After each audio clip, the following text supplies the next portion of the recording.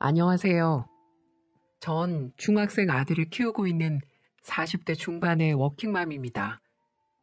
결혼한 지는 15년 정도 되었고, 저에게는 하나뿐인 아랫 동서가 있습니다. 제가 정말 아끼고 소중하게 생각하는 동서인데, 얼마 전에 기막힌 일이 하나 일어나 그 이야기를 해보고 싶어서 이렇게 사연을 쓰게 되었습니다. 남편 동생, 그러니까 저에게는 도련님이죠. 도련님이 남편보다 많이 어린 늦둥이인데 젊은 아가씨랑 속도 위반을 하는 바람에 1년 반 전쯤에 좀 급하게 결혼을 했어요. 덩달아 저도 하루아침에 어린 손 아랫동서가 생기게 되었죠. 서방님은 30대 초반, 그리고 동서는 20대 후반의 어린 나이였지만 자신들의 행동에 책임지려는 모습이 기특했습니다.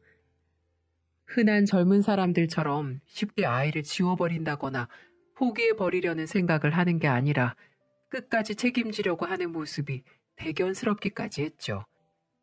나라면 저럴 수 있었을까 하는 생각도 들었고 말입니다.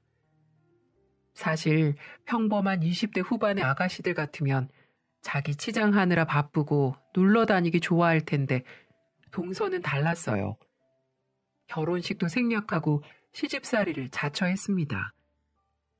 아이나 키우려면 아끼고 모아야 된다고 자기가 20대 청춘 다 바쳐 번 돈 2천만 원을 고스란히 들고 시집와서 알뜰살뜰하게 살림을 시작하더군요. 결혼 초엔 도련님이 작은 중소기업에 다니고 있어서 생활이 그리 어렵지 않았던 것 같아요. 200만 원 정도의 적은 월급이었지만 동서가 파트타임으로 집안 마트에서 아르바이트를 하며 어머니를 모시고 사는데 문제가 없었죠. 그런데 문제는 동서의 배가 불러올 때쯤부터였습니다. 임신 6개월 차에 접어들었을 때였어요. 결혼한 지는 채 3개월도 되지 않은 시점이었죠. 도련님이 회사 사정이 안 좋아져 일을 그만두게 되었다고 했어요. 직원들 월급 주기 힘든 상태까지 간지라 도련님은 결국 일을 그만두게 되었고 한동안은 동서가 벌어오는 수입으로 생활을 해야만 했습니다. 그런데 그 이후 도련님은 좀처럼 일할 생각을 하지 않는 거예요. 갑자기 직장을 구하는 눈높이가 높아져서는 어디 알아주지도 않는 작은 회사에는 들어갈 생각을 안 하는 겁니다. 처음에 저희는 이해를 했어요. 왜냐하면 한 번 작은 회사에서 월급도 못 받고 일을 그만둔 적이 있었던 터라 좀 더 안정적인 회사를 알아보려나 보구나 그렇게 생각하고 말았죠. 하지만 3개월, 6개월이 지나도록 계속 일을 알아보고 있다는 핑계만 대고 매일을 백수신세로 지내고 있으니 동서 마음은 하루하루 마음이 편치 않아 보였어요.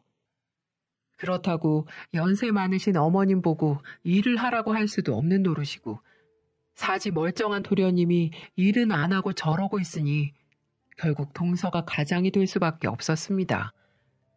배는 부를 대로 불러있는데 세 식구 먹고 살려니 파트타임으로는 수입이 부족할 수밖에 없었죠. 결국 동서는 집 근처 식당에 설거지 아르바이트를 나가기 시작했습니다. 아침 10시부터 저녁 10시까지 꼬박 12시간을 서서 일해야 하는 고된 일이었죠. 그런데도 동서는 불평 한마디 없었습니다. 녹초가 되어 퇴근하고도 손 하나 까딱하지 않는 도련님. 시어머니가 어질러 놓은 집 치우고 설거지하고 다음날 식사까지 챙겨 놓으면서 그렇게 열심히 살았어요. 제가 도와주려고 해도 집에 거리가 있다 보니 마음만큼 많이 도와주기는 어렵더라고요. 그래서 종종 전화로 안부를 묻고 동서 용돈과 시어머니 용돈을 조금씩 보내곤 했습니다. 동서, 요즘 많이 힘들지? 아, 형님, 뭐 괜찮아요. 이제 예정일 얼마나 남았더라? 2달 반 정도 남았어요. 아유, 이제 배도 많이 나왔겠다. 안 그래도 사람들이 쌍둥이냐고 자꾸 물어봐요. 병원에서도 애가 좀 크다고는 하는데 벌써부터 겁나요. 형님은 형식이 어떻게 낳으셨어요? 전 벌써부터 이렇게 무서운데 정말 대단하세요. 다 닥치면 하게 되는 거지 뭐. 우리 형식이는 그나마 애가 작았어서 낳을 때 그렇게 많이 고생한 편은 아닌데 동서는 몸도 작은 사람이 애가 커서 걱정이다. 도련님은 좀 어때? 뭐 여전해요. 아유, 도련님이 얼른 정신 차리고 취직을 해야 동서가 좀 편해질 텐데 언제까지 그러고 계시려고. 나도 알아보곤 있는데 워낙 한 곳에 잘 붙어 계시질 못해서. 늘 애써주시는 거 알아요, 형님. 감사해요. 이렇게 아무리 힘들어도 말 한마디도 예쁘게 하는 천사 같은 여자였습니다. 하지만 같이 사는 도련님이나 시어머니는 그런 보석 같은 동서를 알아보지 못하는 것 같더군요. 동서 출산을 앞두고 출산용품이나 좀 사줄까 싶어서 시댁에 한번 갔다가 저는 깜짝 놀라고 말았습니다.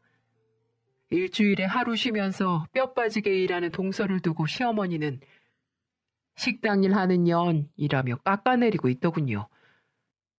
아유, 우리 큰 며느리 왔어? 오느라 고생했지. 와서 좀 앉아라. 좀 쉬어. 아니에요, 어머니. 동서 고생하는데 제가 좀 도와야죠.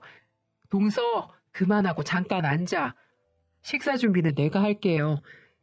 몸도 무거울 텐데 어서 여기 와서 앉아. 제가 그렇게 말을 하자 시어머니가 제지를 하시더군요. 놔둬라, 놔둬. 식당 일 하는 년이 맨날 하는 일 하는 건데 뭐 힘들다고 그러니? 직장 다니는 네가 힘들지.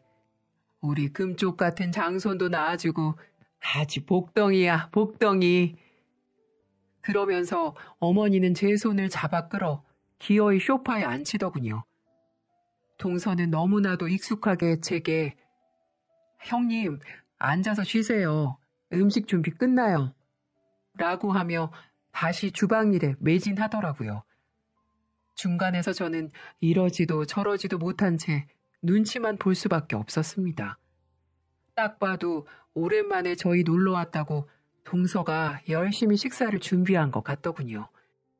반찬 하나하나가 어찌나 정갈하고 맛있던지 젊은 사람이 어쩜 이렇게 손맛도 좋은가 싶어 칭찬을 몇 마디 했습니다. 어휴, 동서, 어쩜 이렇게 손맛이 좋아? 자기 진짜 20대 맞아?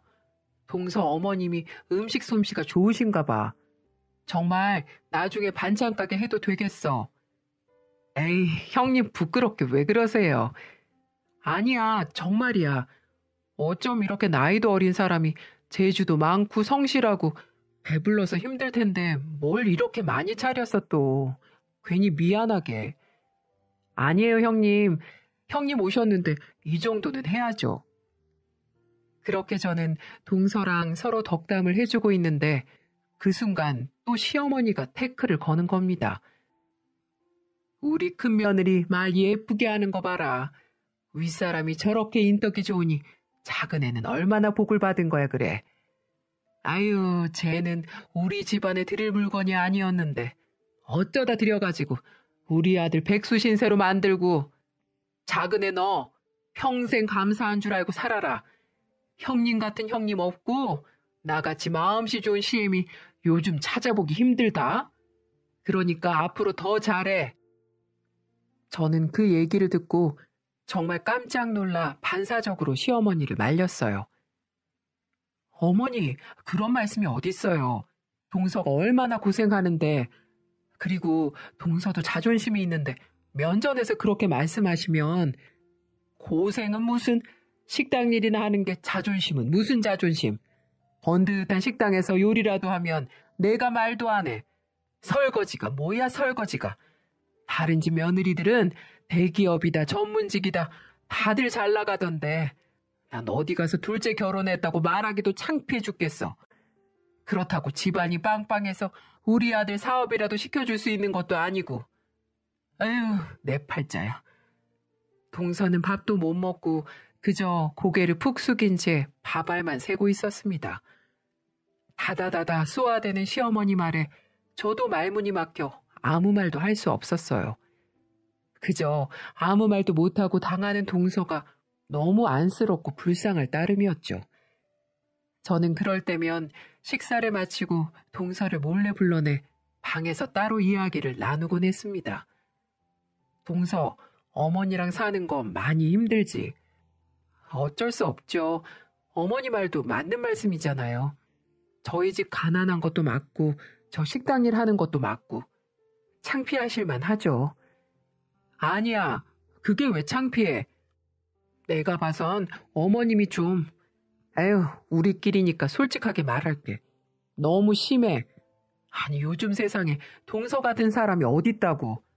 이 젊은 나이에 도련님의 어머님까지 책임지고 먹여 살리고 있는데 무슨 일이라도 하려고 노력하면 칭찬은 해주지 못할 망정. 아니, 왜 자꾸 사람을 그렇게 욕하시는지.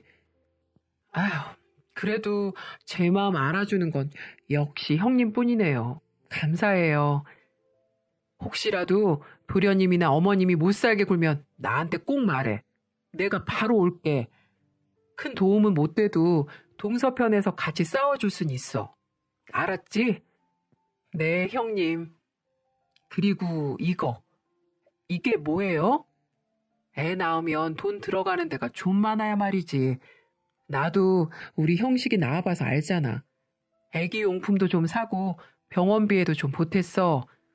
내가 돈만 많으면 조리원비도 대주고 싶은데 100만 원밖에 주질 못해서 미안해. 그러자 동서는 제가 준 봉투를 들고 한참을 흐느꼈습니다. 그동안 얼마나 서러웠을까요? 말은 못해도 얼마나 마음이 아팠을까 싶어 저도 그런 동서를 꼭 안아주었습니다. 조카뻘인 동서가 가난하다는 이유로, 식당에서 설거지를 한다는 이유로 시어머니한테 그렇게 무시당하고 사는 모습을 보고 있자니 정말 가슴이 아리더군요. 그 이후 저는 어떻게든 도련님을 취직시켜야겠다는 생각에 저희 외삼촌 회사며 아버지 친구분 회사까지 모조리 부탁을 했고 취직 자리를 만들어줬습니다. 하지만 도련님은 한 달도 채 버티지 못하고 늘 사표를 던지더군요. 이유는 단 한 가지였어요. 적성에 맞지 않다는 게 그 이유였습니다. 그 얘기를 듣고 참 어처구니가 없더군요. 요즘 세상에 적성에 꼭 맞는 일을 하는 사람이 도대체 몇이나 있을까요? 다들 어떻게든 살아보려고, 어떻게든 가정을 지키려고 적성에 맞지 않는 일을 하는 사람이 태반인데 곧 태어날 아이도 있으면서 저런 식으로 일을 그만둬 버리니 도련님에 대한 실망도 큰 것이 사실이었어요. 그 사이에 동서는 아이를 낳았습니다. 예쁜 동서 얼굴을 쏙 닮은 딸아이였죠. 아이가 태어난 그날도 시어머니와 도련님은 한결같았습니다. 동서의 고생은 전혀 알아주지 않더군요. 동서는 10시간이 넘는 진통에 기진맥진해 있는데 도련님은 병원 복도 의자에 누워 코골며 자고 있고 시어머니는 그저 아이가 도련님을 닮아 예쁘다는 말만 반복했습니다. 그마저도 이틀을 채 못 가더군요. 아유, 넌 언제까지 그렇게 누워있을래? 애 낳은 게 무슨 유세라고. 남들도 다 낳는 걸. 지금 우리 집에 일할 사람이 너밖에 더 있어? 나 때는 애 낳고 그날로 밭에 나가서 고추 따고 그랬어. 허질러 누워있지 말고 빨리 일어날 생각을 해야지. 아무튼 요즘 것들은 병원비는 뭐 한두 푼이니? 네 집에서 도와줄 여력이 있는 것도 아니고 결국 우리 집 생활비에서 그 돈 다 나가는 건데 네가 이러고 병원비 축 내고 있으면 우리는 뭐 먹고 사니? 옆에서 듣던 제가 다 서럽고 기가 막히더군요. 애 낳은 지 이틀밖에 안 된 산모한테 그게 할 소리인가요? 제가 너무 화가 나서 처음으로 시어머니 앞에서 큰 소리를 냈습니다. 동서, 행여나 일찍 퇴원할 생각하지 마. 애 낳고 관리 잘못하면 정말 평생 고생한다. 병원비 필요하면 내가 좀 보탤 테니까 병원에 입원해 있는 동안만이라도 마음 편하게 있어. 조리원도 꼭 가고. 아유, 애미야. 조리원은 무슨 조리원이니? 호강에 겨워서 요강에 뭐 싸는 소리 한다더니. 아들도 아니고 기집애 낳아놓고 무슨 조리원이야. 병원에 있는 건 뭐 네가 도와준다니 내가 별말 안 하겠다만 조리원은 안 된다. 절대 안 돼. 거기가 얼마나 비싼데. 그 말만 남기고 시어머니는 병실 밖으로 휙 나가버렸습니다. 시어머니가 나가고 난 뒤 동서는 또 울더군요. 그런데 평소와는 조금 달랐습니다. 평소엔 그저 주눅들어 서럽게 우는 모습이었다면 그날은 눈에 핏발이 잔뜩 서가지고 시어머니가 떠나간 자취를 노려보더군요. 무언가를 다짐하고 있는 사람처럼 말이죠. 동서는 그리고 며칠 뒤 퇴원했습니다. 친정으로 가 2주를 겨우 쉬고 돌아와서는 곧바로 다시 식당 일을 나가더군요. 그러면 안 된다고, 더 쉬어야 된다고 제가 그렇게 말렸는데 동서는 연신 괜찮다며 고집을 부렸습니다. 출산 3주 만에 찬물에 손을 담그고 설거지를 하며 다시 일을 하는데도 시어머니나 도련님은 미안한 기색이 없었습니다. 동서가 출근하기 전에 모유 유축도 해놓고 가고 자기들 먹을 것도 다 마련해놓고 가는데 그나마도 애를 제대로 못 봐서 뻑하면 저를 부르기 일쑤였어요.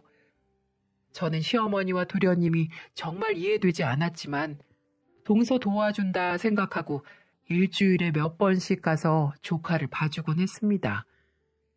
애한테 얼마나 무심한지 어느 날은